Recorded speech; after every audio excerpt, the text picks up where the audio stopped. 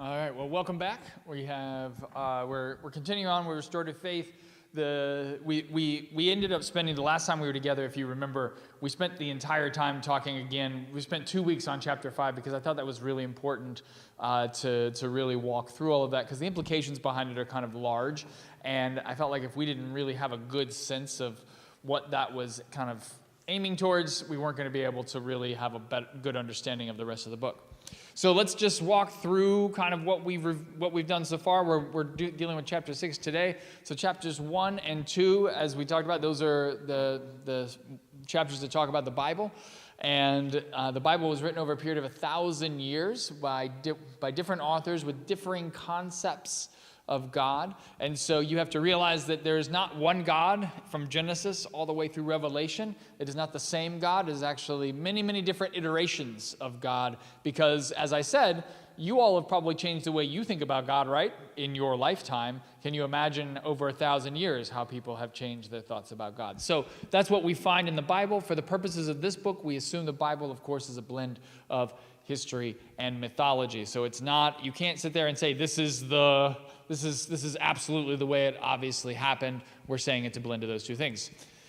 Chapter 3, God is not a being that exists apart from the universe, which is how most people envision it. God is in and a part of everything. So that's really important. Obviously, that has implications later on. God contains both good and evil. If God is everything, that means God is part of everything, good and bad. You do. So you guys, God is you, right? And you are good and you are bad, right? All together. So what that would mean is, if God is truly everything, that means God is good and evil, which, as we've said, a number of people have struggled with that idea and don't like that, because you've grown up with the idea that what? God is perfect and all good, right? But if you subscribe to the idea that God is everything, you kind of have to let that go. So we jump to chapter 4. Chapter 4. God does not have a plan for our lives because God gives us free will. And because God gives us free will, that means our choices determine where we go. That overarching plan, which we kind of talked about, which is what a lot of people believe, right? Like, we're going to actually get into that tonight. The overarching plan for humanity, that doesn't exist, because if you have free will, total free will to make your own choices, then what that means is God doesn't know your choices until you make them. That's what we call black box free will. And then we can choose to access God's spirit of redemption. So God's not going to redeem the world by God's self. God's not doing that. God puts that in our hands. And so we have to make choices that bring redemption to the world. And then in chapter 5, I said Augustine was wrong. And I basically said that God does not expect us to live a perfect life. That's really important for kind of, if you remember, if you still have your little sheet, right? The idea of, if God is perfect, then that means Adam and Eve has to be perfect, and Jesus has to be perfect, and all that. My whole thing is that that's a misreading of the Adam and Eve story. And then, if God does not expect perfection from us, then God does not expect perfection from Jesus. That's a big one, okay? And that's one that, again, if you're on the side of God has to be perfect and all good, then you're going to say, I don't like that, Alex. I don't particularly like the idea that Jesus is not perfect. Because that's, of course, traditional Christian theology, yes? Yeah, you with me? And then the next part, which is what makes Jesus unique, is his God consciousness, his awareness of the God within. Because if God is everything and God is you, what you're really aiming for is to be aware of the God that's inside of you. And so he has what we call the fullness of God consciousness. And what that means is that his teachings are available to us. The perfect Jesus, when he teaches, not possible for you. The teachings of Jesus when he is a man with God consciousness, full God consciousness, means that you can do the things that he's talking about. Does this make sense, what I'm saying? Whether you agree or disagree, I just want to make sure you get the concept. Are we all on the same page so far? Kind of? Yes? All right. Do you have any questions before we move on? Or is it as clear as mud? Yeah, go ahead. You start out with God is everywhere. Uh-huh. God is everywhere. God is good and evil, and he lets us do whatever we want. And then right about this time you slip in, God is love. And there's a linkage there that I don't know where you get that from. I mean, God is indifferent to us, everything we do. And then all of a sudden you say, well, God is love. Where does that come from? All right, so we're going to get into this because that's a good question. That ultimately comes from Jesus, because I can skip ahead to say that ultimately, if we believe that Jesus has full God consciousness, that means he's fully in touch with the God inside of him, right? What that means is that when he's speaking to us about God, when he's teaching us about God, he has a sense of God's makeup. I guess that's the best way to put it, because I don't want to say character. That's the wrong word, because character assumes what? That God is a person. What were you going to say, Susan? God's essence. Perfect. Yes. That's a much better. Yeah. So the God's essence, and it's through his teachings that we come to this notion that God is love, not just love. We will get into this in chapter 7, where we talk about God as being unconditional love. And it is from Jesus that we get this idea. God, the concept of God being loving is in the Old Testament, but Jesus' gloss on this is that God is unconditionally loving, which gets into some of the stuff that we're going to be talking about tonight. So when I sit there and I say, I believe that God is love, I get that directly from Jesus because of this premise right here. So so this is where I would come back. So we have to define what love is. This is really interesting. So you're bringing up a great point, John, actually, because you're saying if God is love, God wouldn't let the bad things happen, like evil, right?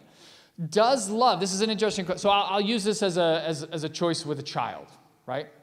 So when you were raising kids, for those of you who had kids, when you were raising them, sometimes when they were going to hurt themselves, did you have to let them make their own choices in some instances? Sometimes you save them from it, right?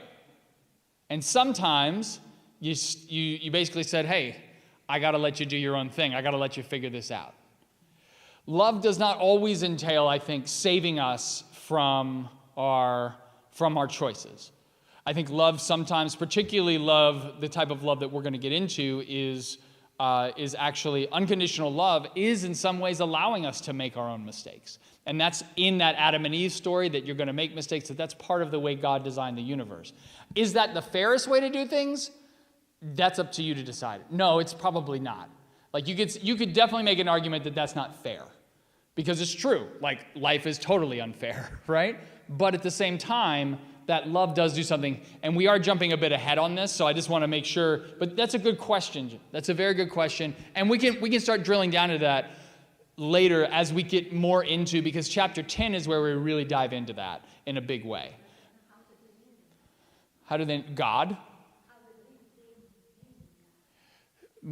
Who named him God? Well, that's just a term that was inherited over time. There's lots of different names for God, but God is our term in English that we use for an entity or being that created us. That's all that is. And I don't know the etymology of that word, to be perfectly honest with you. I don't know where that came from, but it's like theos is what we translate that as. It's the Greek word for God, for us. So we're jumping into chapter 6. In chapter 6 today, we are going to be talking about forgiveness. Because if God gives you the ability to make choices, then that means you can make big mistakes, right? You can do things that are wrong. And so the question is, what are the consequences of that? So I start off the chapter by talking about, if you remember, in chapter 6, do you remember the story that I used? I love this story, and I've been wanting to use it in a sermon at some point, but I haven't had a chance to do it yet. I don't know if I'll be able to. Do you remember the story? It's a story about Firestone. Do you remember that? Do you want me to just redo the story real quick? I think it's a great story, right? Okay, so story goes that basically, when the car comes out, Firestone comes up with these tires, right, that end up being on all these cars. Firestone, of course, made huge amounts of money with this because, he figured out how to get the rubber and everything to work in a particular way. And of course, it would, there was enough turnover that you made a lot of profit on those tires, but they lasted long enough. Well, what ends up happening with the tires? You fast forward, Firestone's gone, he's dead, but there are other people who've taken over the company. And do you remember the tire? I can't remember what the tire's called. Do you remember what it was? The Firestone, the radial tires. They were the Firestone 500, yes. So they make this tire that was supposed to be an update because they had gone from the radial tire to I'm trying to remember. What is it? Oh, bias tire to radial. I haven't read this story in a long time. So yes, very good. Okay, bias tire to radial. So the radial tire, Michelin, the French company, had made these radial tires. And they could see that these were a much better make of tire, really quality. They lasted way longer than the bias tires. So what ends up happening though is Firestone's like, we don't need to worry about it, right? Everybody loves our tires. Nobody's going to buy these French tires. And they were like, the formula works. We know there's a formula that they have, and it works really well. And then all of a sudden, they see, people are starting to buy these Michelin tires. We need to come up with our own radials. But they didn't make a brand new tire. They didn't come up with a whole new process. What they did was they converted an old plant that was making bias tires into radial tires. And they were like, it'll be fine. Right? No big deal. So what ends up happening is these tires, they make them, they start putting them on cars, and at high speeds, the tread would come off on these things. They were causing all kinds of crashes. This was in the 1970s that this happened. Eventually, there was a big congressional meeting. It was bad. Some of you who were alive, I was not alive at that point, may remember this when this happened. So They followed the formula. What ended up happening was there was this movement from Europe that came over to the States. They weren't prepared for it, and ultimately it ended up literally Firestone was sold to Bridgestone, which is the Japanese company, for pennies on the dollar, because they had lost all their goodwill that they had built up for the first part of the century. Now, I tell this story because it has similar elements to what happens with the story of Christianity. Do you know what happens in Christianity? What occurs? So basically in the early 1900s, Christianity's plugging along, doing its thing. And then what happens in the early let's say like 1914? What happens around then? World War I. So we have World War, right? World War. For the first time, all of a sudden, the world goes to war. And these guys who go to war, it's the first time that you have tanks, you have machine guns, and it's mustard gas. It's brutal, brutal. Men are dying from all kinds of diseases. It's trench warfare. It's awful.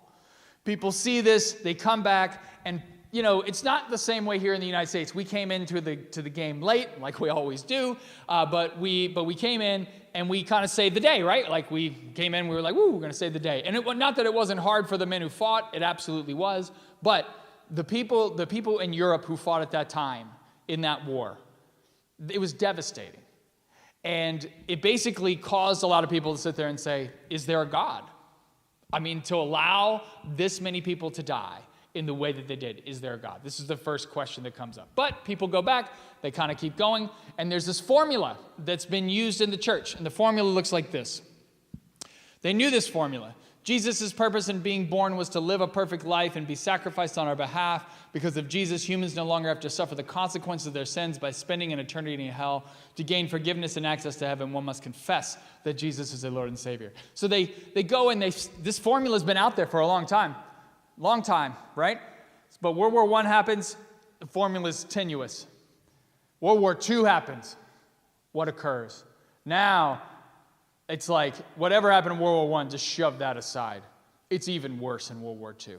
And then on top of that, we have the Holocaust. And so, what ends up happening after that war is people come back from that, and they're sitting there saying to themselves, well, guess what? Who were most of the people, by the way, who were running those concentration camps? They were Germans. Those Germans are mostly Lutherans, and they're Christians. So these people who were basically running these camps and killing millions and millions of Jews and other undesirables, as long as they believe in Jesus, they can go to heaven. No problem, right?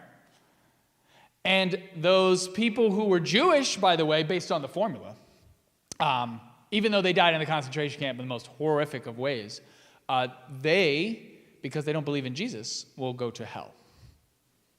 So you kind of come back from war and you look at this and you say to yourself, does this actually make any sense? Does that make sense? And I ask you the question, does it make sense? No. It's not that this ever really made sense, but under those circumstances in particular, it doesn't make much sense. And so in Europe anyway, in the UK, what happens to church attendance? It just nosedives. Now, what does that have to do with the story of Michelin and Firestone? Well, as you heard me, I preached on this a little while ago. Michelin and Firestone, right? The whole idea is that over in France, you had this thing that was coming. It was coming to the United States, and everybody's like, nah, the formula works. It's all good. We're going to be fine. No. What happened over there, where they lost faith in the formula, that started to happen over here. And you could see it happen on the East Coast. Here has been blanketed from it. So the Midwest is one of the last kind of bastions in the South. Those are the areas where you've been kind of guarded from it, although we can see today it's happening, right? Which is basically that trend is occurring because people don't believe in this formula any longer. Why? What's the problem with the formula? Like, I want to talk about it. We got to talk about what's the issue with this. Why does the formula not make sense? It doesn't mesh with reality. Why not? It just doesn't work. If God is in everything, why are you killing all these people in the concentration camps? So. Okay, so when we talked about previously, because the formula is based on the idea that God is perfect, right? There's that idea. God is perfect. God is all good. God can intervene in the universe at any point in time. So the formula is built around this concept. That formula is based on this idea, and yet the outcome of the formula is something that doesn't make a lot of sense to people, right? Because if the outcome is, I just believe and I'm saved, well, then it seems kind of arbitrary that you happen to be born Christian and you can do whatever you want. And then if you happen to be born something else, well, I'm sorry, guess it's just not going to work for you, right? So it feels like it's not, again, we're getting into the concept of it being fair. Now, if you ask Christians about this, particularly evangelical Christians who believe in this formula very, very strongly, do you know what their reaction is often? Their reaction is, I didn't make it up. It's just in the Bible. So, God made it. What am I supposed to do? I'm just following the formula. So here's the question. Did God make it up? That's what we're going to look at today. All right, so let's jump forward. Okay, we need to ask a question, because if we're going to really understand this whole thing, we have to define some things. So we got to start with, what is a sin? And I'm going to let you guys have a go at it. So, what are sins? Take your best stab. Yeah. Against God, doing something against God. Okay. All right. And what is against God? How? Okay, 10 Commandments. What are the 10 Commandments? Everybody knows those by heart, right? Okay, we're going to test you right now, and if you don't get them, then you're in trouble. Adultery is one of them? Yes. Okay, so there are 4 at the front that have to do with God. Do you know what the 10 Commandments are? Let's just do them, because that's important. We should do these. Okay, what's the first one? There's only one God, right? And then number 2?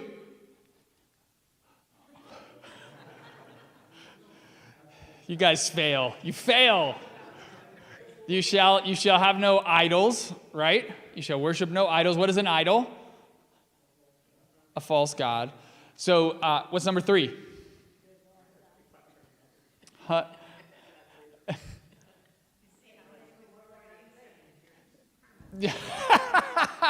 You're like, it's mostly mythology anyway, Alex. So come on, you already said that part, right? Number 3 is, and I'm trying to remember it now because I had it in my mind. Go to Exodus 20. I know number 4 is you got to do the Sabbath and keep it holy. But I think you shall not take the Lord's name in vain. That's what it is. Okay, I got it. There we go.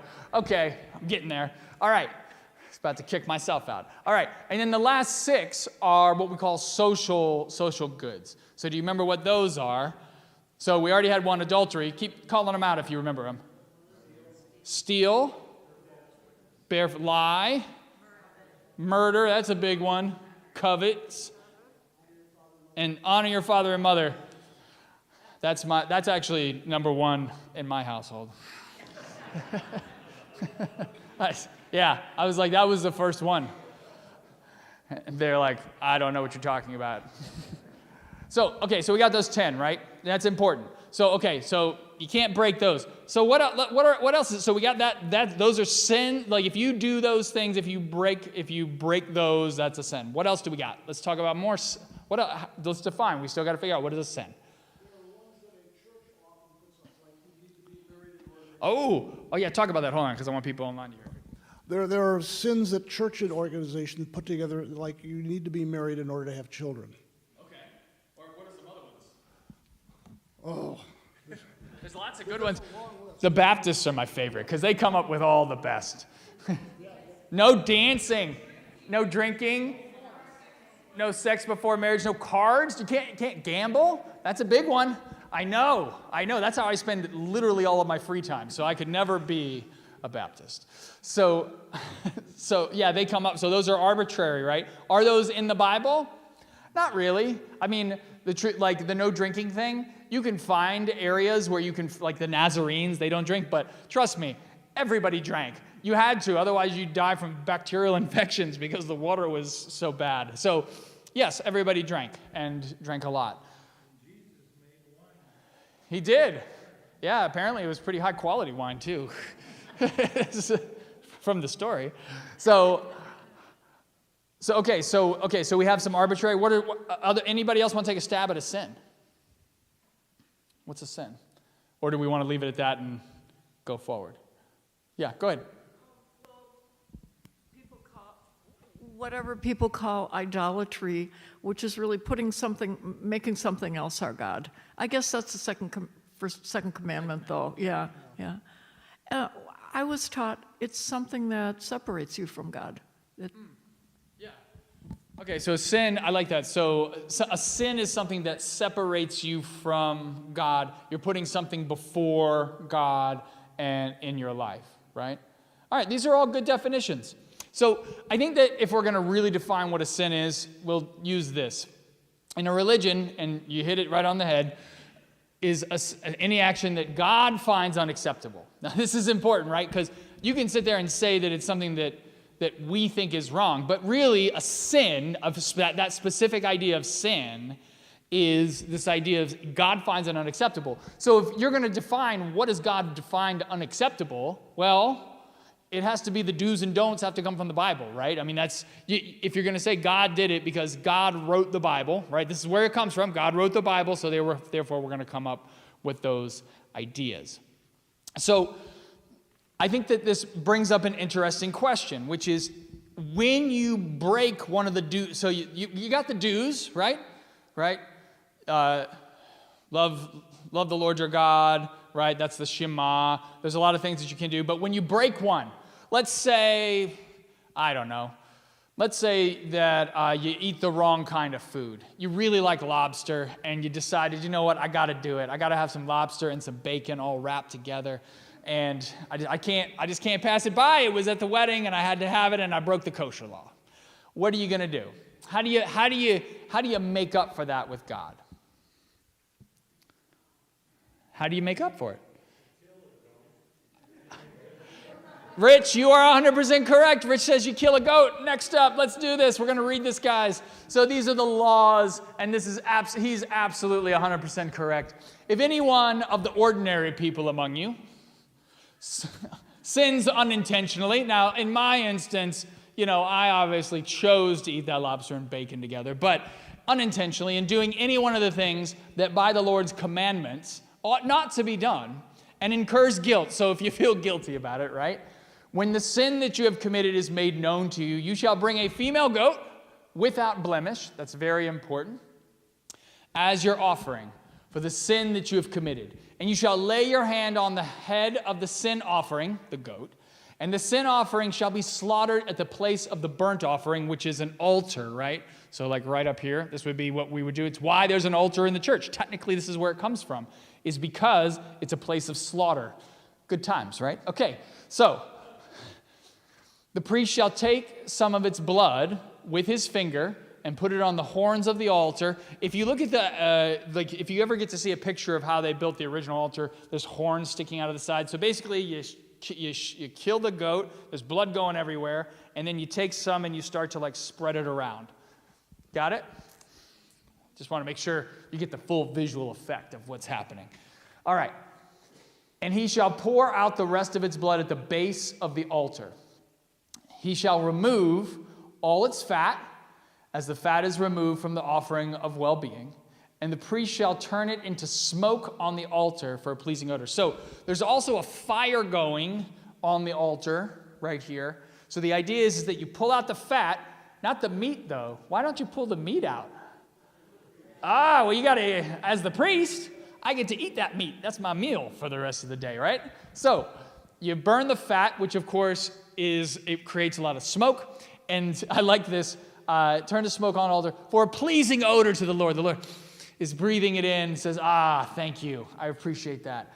Thus the priest shall make atonement on your behalf, and you shall be forgiven. So that's it. That's how you are forgiven. Now, that's a little dramatic, if you ask me, but that's how they did it. Now, here's the funny thing about this. Reading this, how do you feel about this? Ridiculous.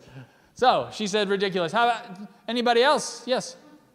It does, doesn't it? Yes. What are other reactions to it? You have to have a lot of goats. Absolutely. Yes.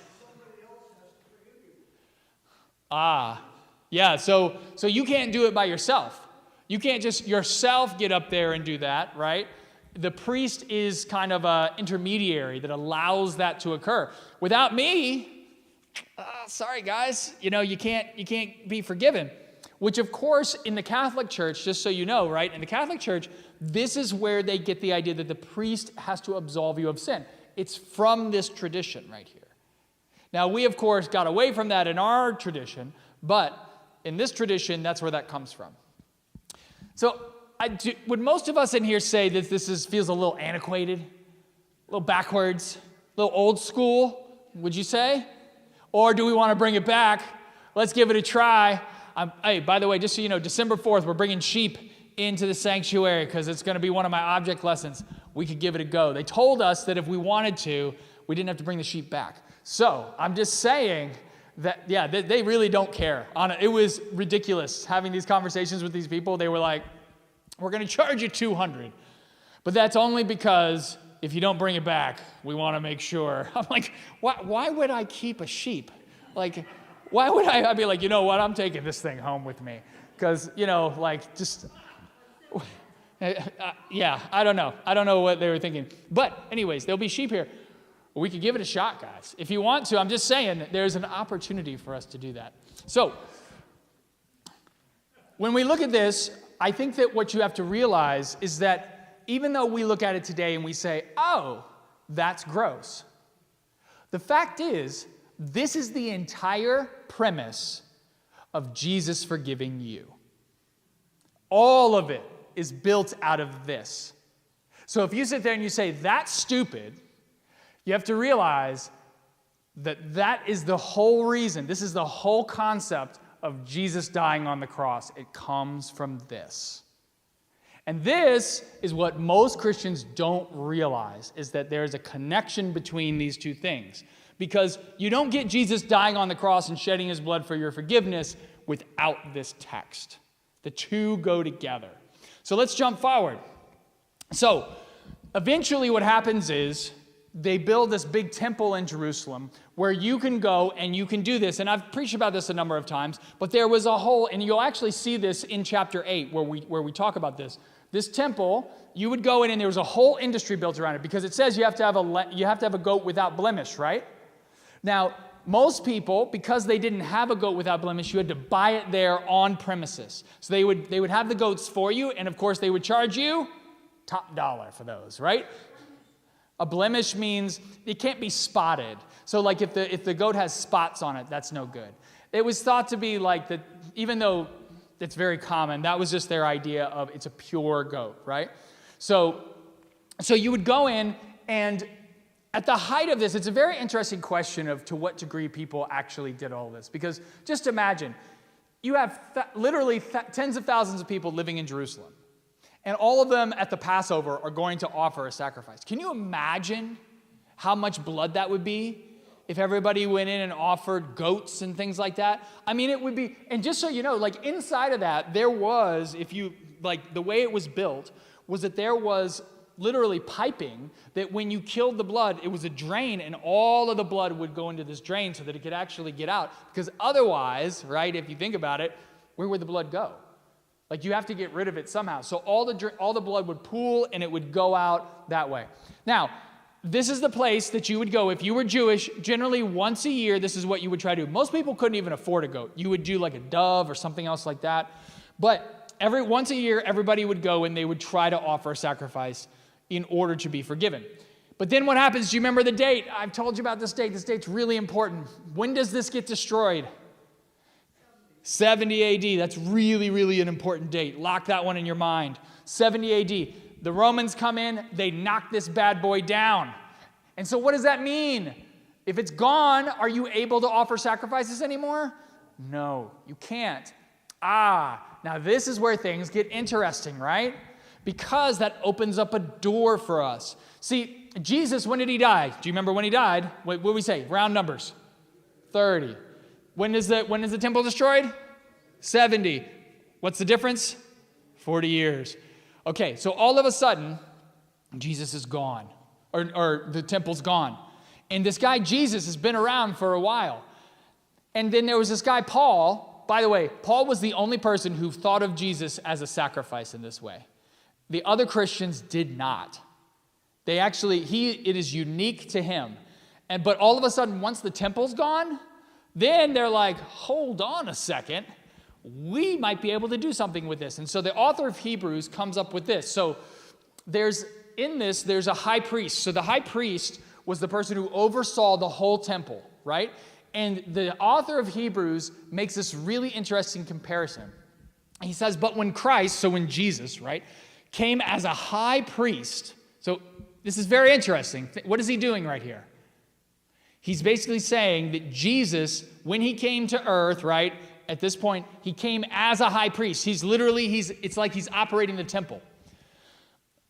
Came as a high priest of the good things that have come, then through the greater and perfect tent, not made with the hands, that is, not of this creation, he entered once and for all into the holy place, not with the blood of goats and calves, but with his own blood, thus obtaining eternal redemption.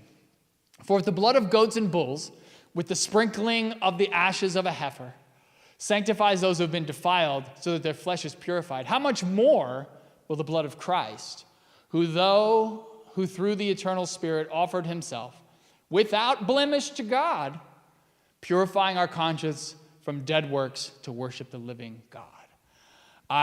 Now this is talking about a perfect Jesus, right?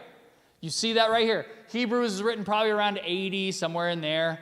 So again, right, this happens after the temple's gone. This thinking becomes really, really important because now they're trying to go out to the Jews and they're saying, hey, all you Jewish people, guess what? You can't sacrifice anymore, so you can't be forgiven. But guess what? Jesus died on the cross for your sins. He died. He was the last sacrifice that's needed. And so if you believe in him, you can be forgiven. And that starts around 80 AD. Now, this is really interesting, right? Because before that, the people didn't actually believe that to be true. A lot of people didn't know what to do with the cross at that point in time. Now, how does this strike you? Talk to me. How does this strike you? Because remember what I said. You don't get Jesus dying for your sins without the Levitical laws. And everybody in here, when I showed you the Levitical laws, said, that's ridiculous. How do you feel about that? Because, by the way, when we come in here every week, and that prayer confession we do, if you're at the second service, that prayer confession, that's built around this idea completely. So how do you feel about this? I'm interested to know.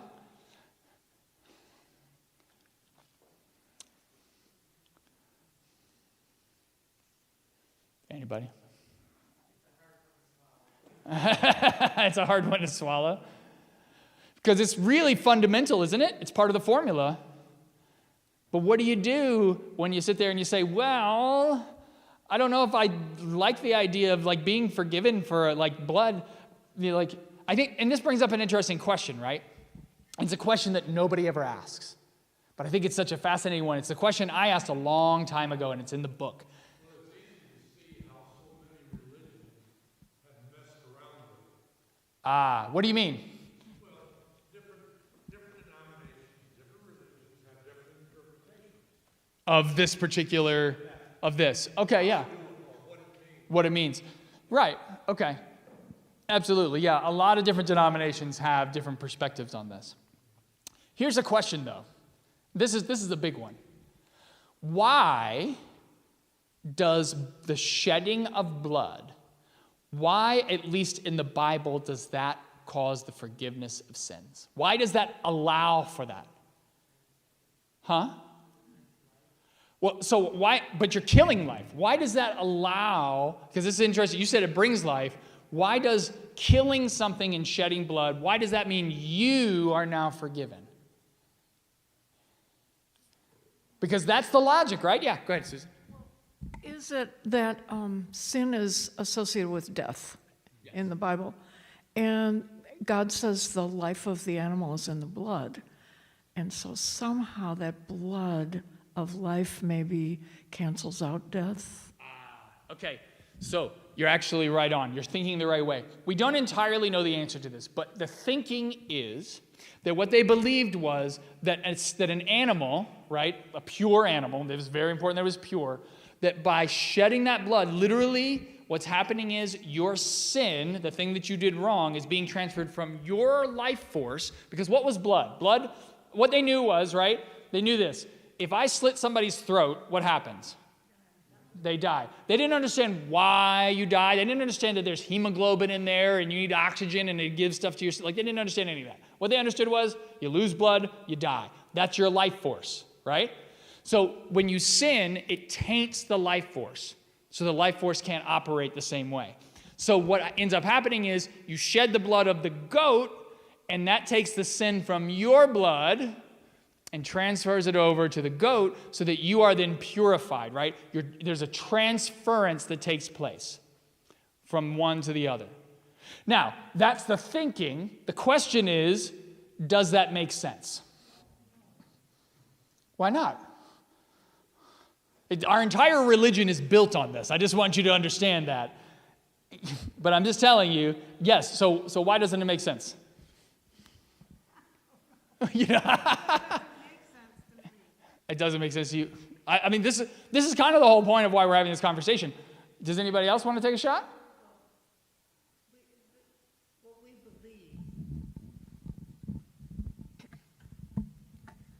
What we believe is not rational. What we believe is mythical. Okay. And so it's a mythical thing that this goat could die and that would somehow transfer to somebody else's wrongdoing.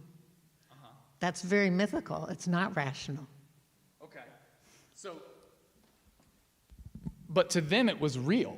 You say it's mythical. To them it was a real thing. And that's why you could sit there and you could make that argument at that time, 2,000 years ago, because that still made sense to them. To us, we sit there and we say, oh, of course, that makes no sense. But then 2,000 years later, nothing's changed. We're still doing the same thing, like the same concept, the same logic is still in place. So how do we deal with this? This is the tough question, right? So this is why I wrote this chapter in the book, because when you start to think about it, by the way, you don't realize this, but people on the outside, they look at this and they're like, either A, like it's silly, like why does Jesus dying forgive me of my sins? Or B, they sit there and they say, you guys are gross. like, yeah, you're bloodthirsty. Like, why does that make sense? And what kind of God do you worship that needs that? That's the next thing that comes up. Because it's not just that you have to do that, it's what kind of God needs that to happen to forgive you. So, let's jump forward. So, does it really make any sense that God would require a blood sacrifice in order to forgive humans for their sins. And this is the big question. Can't we simply ask God for forgiveness, and can't God simply grant that forgiveness without killing anyone or anything? Now, if you answer yes to that, what do you end up doing? You're negating all of that theology around Jesus' sacrifice. The moment you say yes to that question, you've just screwed up the entire Christian tradition. I just want you to realize that. I'm happy for you to do that. But I just want you to realize that by saying yes, that is problematic, right? Because everything about the faith, why do people believe in Jesus? Why do you have to believe in Jesus? The whole point of believing is what? The formula says you have to believe in Jesus to be forgiven, right? But yet, I just asked you, can't you just simply ask God for forgiveness? Can't God do it without killing anyone or anything? And you said, yes. So, then what are we doing? Why are we here? What's the point, right? This is the beautiful, do you know why the formula works so well? The formula, my version of Christianity does not work well for getting people in the door. Do you know why? There's no guilt behind it. There's no push. There's no motivation. Why should you come to church? If I just sit there and say, well, you could be here, or you don't have to necessarily be here. You could be out doing other things. It doesn't matter because you can just ask God for forgiveness. What does saying you have to believe in Jesus do? It gives you a reason to be here. And all of a sudden, it pushes you into this place where you have to come. It's like one of the best PR moves Christianity ever made was to go down this road. Because, when you think about it, right? Everybody, if you don't want to, and if I add hell into it, oh my gosh, who's not going to want to be here? If I'm telling you that you're going to go to hell, if you don't believe this, then what does that end up doing? Yes, go ahead, Jerry. It seems to me, how many people really understand or even think about the doctrine of the atonement? They don't. I think most of us say, okay, because we don't have to go through a priest to be forgiven, we feel that God is that. And I don't think the general people in the pew even consider that. Okay, so I would agree that people in Presbyterian churches generally don't think about that. But I think in a lot of churches, the formula is still very much intact, and that is a big reason why they come. Now, whether they've thought through an atonement theology, I would agree with you. But I think they understand that connection between Jesus died, he sacrificed himself, and that's what makes me to be forgiven. How many of you would say that you were taught that growing up? Right? Even if you sit there and you say you don't believe it today, that's still what we teach a lot of the time, right? All right, jump forward one more. All right, so we brought up adultery, right? And Jesus, when he comes on the scene, this is an interesting thing about adultery. I find adultery to be just a fascinating thing in the Bible because a lot of people don't realize that adultery has different standards for men and women in the Bible. It is not the same across the board. So look at this, what it says. If a man commits adultery with the wife of his neighbor, both the adulterer and the adulteress shall be put to death. Now I want you to look at that. If a man commits adultery with the wife of his neighbor, both the adulterer and the adulteress shall be put to death. Does it say anything if the man goes out and sleeps with somebody who is not married? Have you ever read the Bible to find that part? Oh, that's not in there. Because that was totally okay. You could, as long as that woman was a prostitute or just not married, you could do that. That's not adultery in the Bible.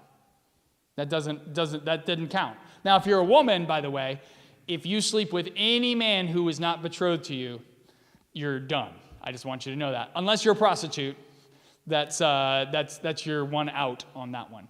So it's a double standard for sure. But I just want you all to understand that is in the Bible. If you read, that's the way that it functions. So I would agree. It is not fair. All right, and then Jesus comes along, And he has a very different take on adultery. So he comes along and he's like, you have heard that it was said, you shall not commit adultery. But I say to you that everyone who looks at a woman with lust has already committed adultery with her in his heart. Now, everybody makes fun of him for that. But this is actually a super important verse. Do you know why? Because Jesus does something genius here. Before, if I take you to court, if you're gonna convict me of adultery, what do you have to prove? You have to prove that I actually did the deed, right? Like you have to show that I did that, right? Me thinking about that does not count. But in Jesus' world, what he says is that thoughts are sins. And that's a totally different way of thinking. Nobody had come up with that before him. Because basically before him it was, well, if you're going to murder, like if you want to get convicted of murder, you had to actually murder somebody, right? He says, no. If you're angry with a brother or sister in your heart, that's just as good as murder. Because why? Why does he do this? This is really important. Why does he do this? He does this because if you're going to commit adultery, you think it first. If you're going to commit murder, you think it first, right? These are things. Thoughts lead to actions. And so he's saying, hey, if your thoughts are pure, likely you're not going to do the thing that you're thinking about, right? Like, if you can get rid of the thoughts, you won't do the actions. Make sense? Kind of? Yes? Okay. Do you agree? Or do you disagree? Because, I mean, he ups the bar quite a bit right here. Basically, he's saying anything you think, that can be held against you. Yes. So he's changing the bar, right? He's basically saying you can't get away with just not doing things like in everybody's mind, right? Yes. And he's leveling the playing field with that completely. Now the question is, why does he do this? Why does he go about doing this? I think this is the most genius aspect of Jesus, and this is why this chapter to me is so important. Because by taking it to thoughts, right? What is he doing? He's trying to say that when you commit a sin, if the thought's there, what causes the thought? And I use this in my book. I'll use the example from my book. I worked at a psychiatric facility for a couple of years. And when I was there at that facility, I worked with a woman who murdered her son. She basically took a pillow and she had a psychotic episode. She suffocated him one night in his sleep. And she was in the hospital because she had been found NGRI, not guilty by reason of insanity.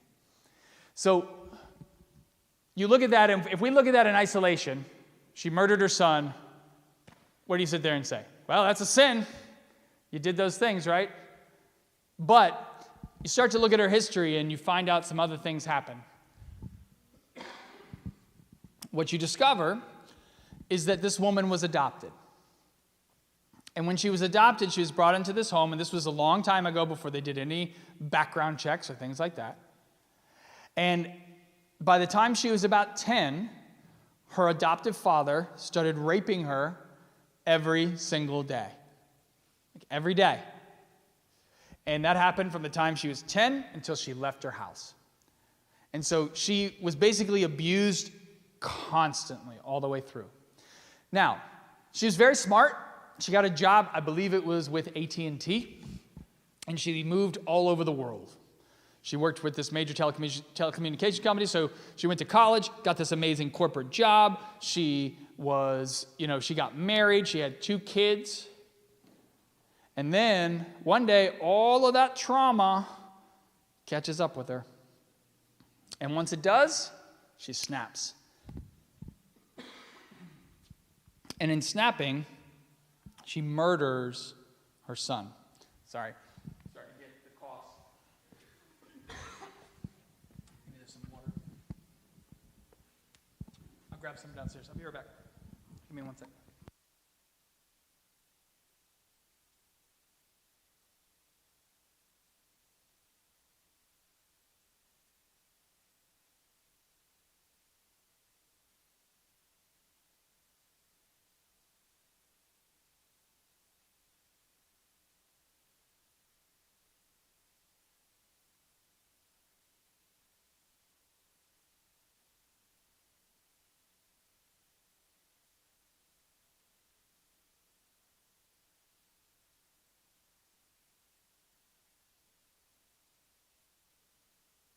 All right, sorry.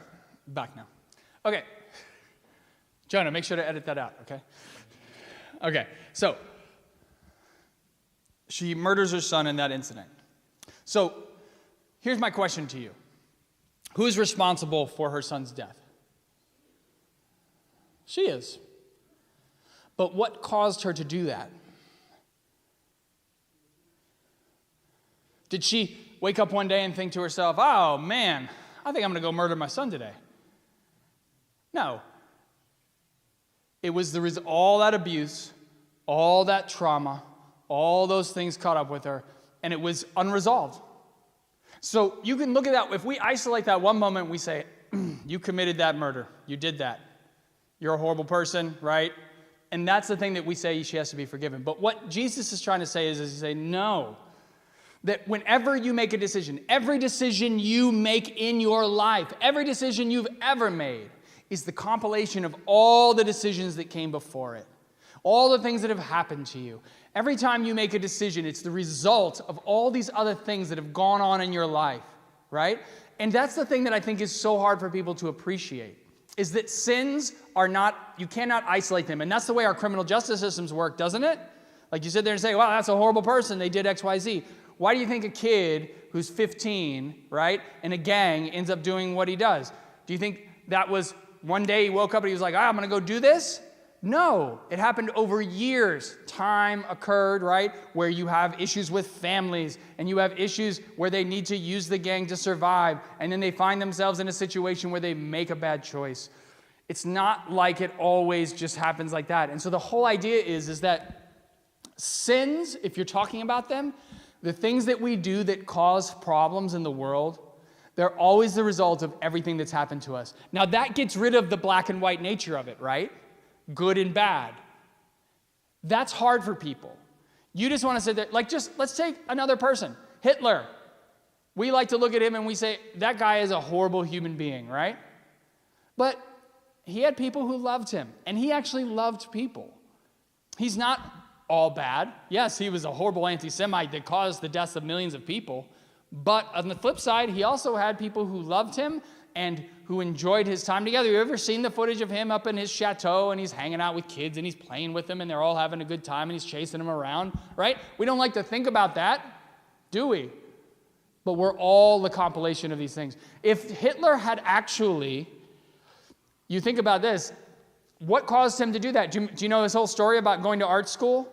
Trying to apply, he tries to get in, and of course it's run by Jewish people, and he gets rejected, and that takes his anti-Semitism to this whole new level. And you think, man, if the guy had just gotten into art school, maybe we could have avoided that whole thing, right? Yes. Yeah, it's hard to say. Maybe his grandmother was Jewish. It is hard to say that. So the whole point being, right? Thoughts versus deeds, nothing can be put in isolation. So the idea behind Christianity, the thing that I find to be so amazing about Jesus, is that he helps us to understand sin on a completely different level, and how if you're going to forgive something, like what that woman did who I was talking about in the hospital, you kind of have to unwind all of it, right? It's not just the moment there where she suffocated her son. You got to unwind everything else that happened. You got to be able to forgive not just that, but you also have to forgive the guy who, her adoptive father, who raped her all the time, right? And probably the same thing happened to him. And it goes back generations. You got to unwind all that. That's the concept of sin. It is very gray, not black and white. So we jump forward and we ask this question, the red line, right? This is in the book. So what is a red line? A red line, back up one, I'll just say this real quick. What is a red line? Do you know what that is? A line that you don't cross, right? The red line, nations will put it down. They'll say, if you cross this line, we're going to war, right? The red line right now with Ukraine is if Russia strikes a NATO ally, we're going in. That's the red line. They've put it in the sand, right?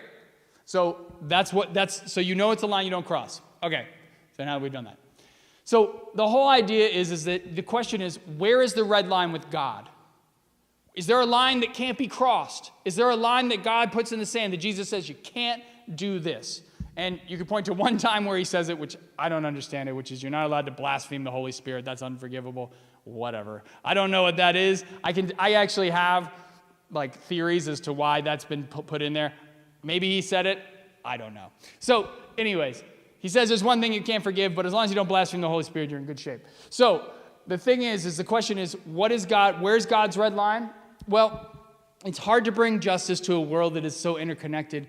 And it's like one thing to say, like you're responsible for this. Well, of course you are, right? But it's more complicated to take into account a person's history that influenced those decisions and the crimes the crime being committed. And so once you start doing that, that's a different concept of justice, right? So if God's going to come after you, right, God's going to also come after all the people who caused you to do what you did and impacted you. So this is where we end up. Jump forward one more. Forgiveness. And this is where I ultimately come down after all the things that we said. God doesn't need Jesus to forgive our mistakes because God can forgive anything. So would you agree with that? I mean, we kind of talked it through. God, if we have to be forgiven, if that's something that needs to be done, does God need Jesus for that to happen? I think most people would sit there and say, unless you believe in that sacrificial system, that's the only way you would come and say that has to happen. Otherwise, you're just going to say it's all good. But without Jesus, and this is the thing that I say, without Jesus, we as humans could never fully appreciate or comprehend the depth of that forgiveness. So do you understand why I say it's the depth of forgiveness? The idea that it's thoughts, right? The idea that it's not just the sin itself, it's everything that goes into the sin. Does this make sense what I'm saying? Like, you wouldn't understand the depth of what God can forgive. So God can forgive anything, but you have to understand the depth to which that goes. Right?